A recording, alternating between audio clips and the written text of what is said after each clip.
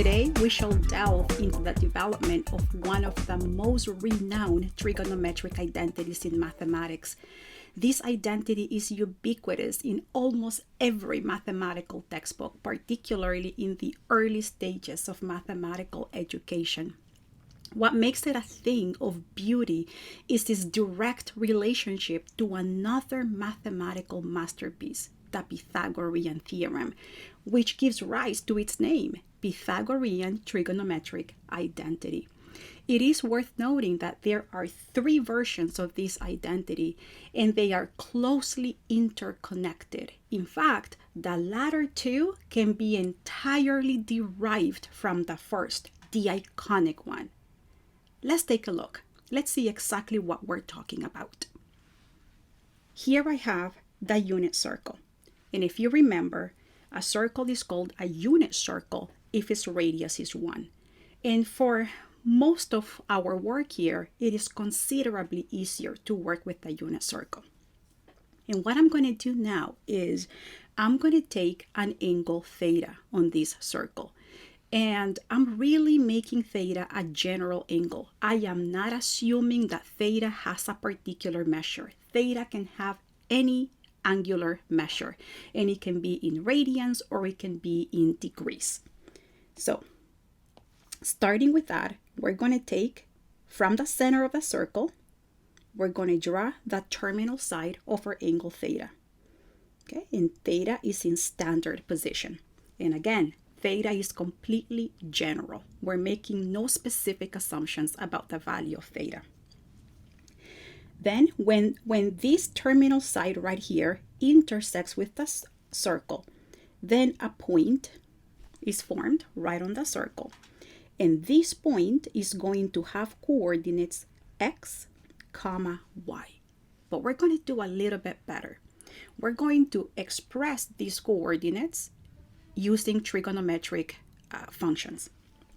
For example, I am already assuming that you have a certain knowledge of the unit circle and that you know exactly that x is equal to cosine theta and that y is equal to sine theta. So this is something that I will already assume that you are familiar with.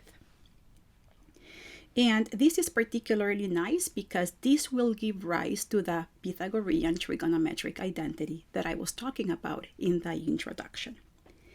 Now what we're going to do is, from this point over here on the circle, we're going to drop a perpendicular to the horizontal axis to form a right triangle. And then what is nice about that is the following. That this horizontal distance right here, the distance from the center to this perpendicular here, is precisely the x value of this point. In other words, cosine theta. So I'm going to call over here, I'm going to write cosine theta for x, and then very nicely here, the vertical distance, that's going to be y, will be sine theta. So instead of using x and y, I'm using the trigonometric form, cosine theta and sine theta. And then we have the hypotenuse of this triangle. And the hypotenuse of that triangle is precisely the radius. So 1. What I am going to do right now here, just to make it really obvious, I'm going to draw just the right triangle. There's a lot going on the circle there. Sometimes it gets complicated. So here is my triangle. Here is angle theta. The x value is cosine theta. The y value is sine theta. And the hypotenuse is equal to 1. Remember, we're using the unit circle. That means that the radius is equal to 1. And then we are all familiar here with the Pythagorean theorem.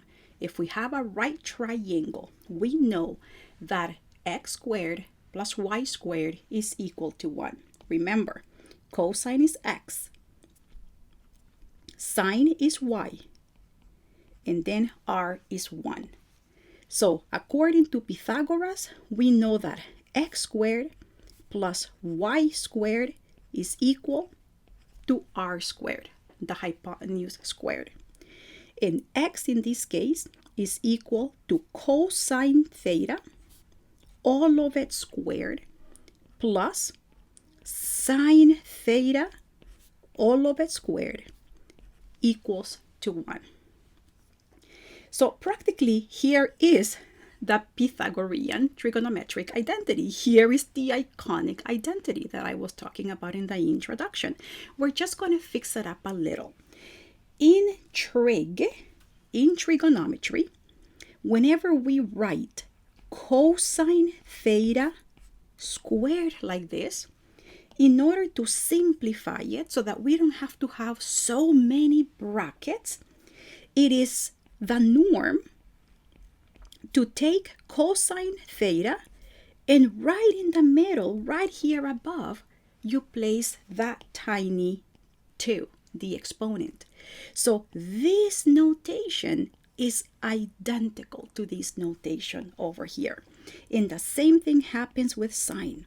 We take sine theta, we square it, and then in a more efficient way, we can rewrite this as sine squared theta. Again, placing the tiny exponent right in the middle above.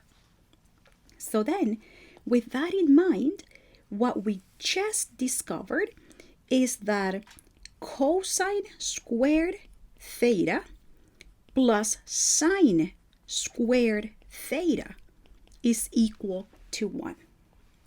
And again, this is the iconic trig identity.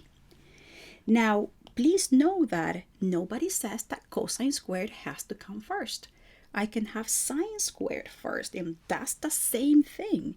So I'm going to put over here or, and I'm going to have sine squared theta plus cosine squared theta is equal to 1. In fact, this is pretty much the way that the identity is mostly presented. It is mostly presented as sine squared theta plus cosine squared theta equals to 1. And nobody says that we have to be using theta. Remember, theta is a variable and it changes. In fact, in our next discussion, I'm going to switch to x. So instead of having sine squared theta, I'm going to have sine squared x plus cosine squared x equals to 1. All right, so what we're going to do now is we are going to go ahead and derive the other 2 Pythagorean trig identities. I called it the second and the third. Here is the first one, the one that we just derived. And notice, as I said, I switch from theta to x. That's totally okay. Something else that I want to remind you with before we continue here is the quotient identity for tangent and cotangent. Please remember that the tangent of x is equal to sine x divided by cosine of x, always. In a similar way, we can square tangent, which means that we can square sine and cosine, and the equality remains the same. For example, I can say that tangent squared x is equal to sine squared x divided by cosine squared x, right? So squaring preserves the identity or the equality. Similarly, with cotangent. Cotangent, if you remember, is the reciprocal of tangent. We know that cotangent of x is equal to cosine of x divided by the sine of x. Well, in a similar way, if we square cotangent, we get that cotangent squared is equal to cosine squared x divided by sine squared x. And now with that, we are ready to develop the other 2 Pythagorean identities. So what we're going to go ahead is the following. We're going to start from the first Pythagorean identity. And we are going to divide every single term by sine squared. There's nothing special about sine squared because in the third one over here, we will now divide every single term by the other trig function. We're going to divide it by cosine squared x. And in that way, we're going to get the other two variations of the identity. So let's go ahead and do that. But remember, in order for this to be mathematically legal, every single term has to be divided by the same expression. So I will divide by sine squared x. Same thing over here, sine squared x. And on the other side, sine squared x. So that's what I have. And now notice how sine squared x over sine squared x will be equal to 1. So I'm going to get 1 over here plus. And then now here I have cosine squared over sine squared, which is beautifully cotangent squared x. And then on the right side, we're going to have 1 over sine squared. And 1 over sine squared is cosecant squared x. And here is the second Pythagorean trig identity. For the third one, as I said, we're going to go ahead and divide every single term by cosine squared x. Same thing over here, cosine squared x and cosine squared x. And then notice how now we have sine squared over cosine squared. And sine squared over cosine squared is precisely tangent squared x plus, and cosine squared over cosine squared is going to give us 1.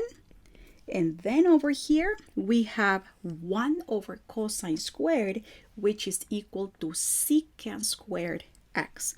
So we're going to have secant squared x. And this becomes the third Pythagorean trig identity.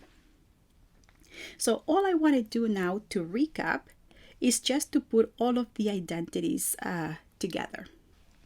So the very first one said that sine squared x plus cosine squared x is equal to 1, the iconic one. Then the second one, and actually order is not important at all, which one is the second or the third. Honestly, it doesn't matter. I already don't remember which is the one that I called second in the previous discussion. So 1 plus cotangent squared x is equal to cosecant squared x. And then the third one will be 1 plus tangent squared x, which is equal to secant squared x. Okay. So here we have it. Okay, friends, I hope that our discussion has been helpful and that you now have a firm grasp on the derivation of these identities. It is my hope that you have developed a newfound appreciation for these remarkable mathematical results, which have stood the test of time for thousands of years. Despite their ubiquity in the classroom, it is easy to overlook their historical significance. Now that you are equipped with the knowledge of how to derive these identities, it is advisable, though, to commit them to memory for easy and efficient recall when needed. As you progress to proving other identities in solving trigonometric equations, these identities will prove to be indispensable tools, and quick recall will be super important. I can't emphasize that enough. As you move forward, more identities will come your way, and it is never too early to begin committing them to memory. Until next time, farewell and happy studying.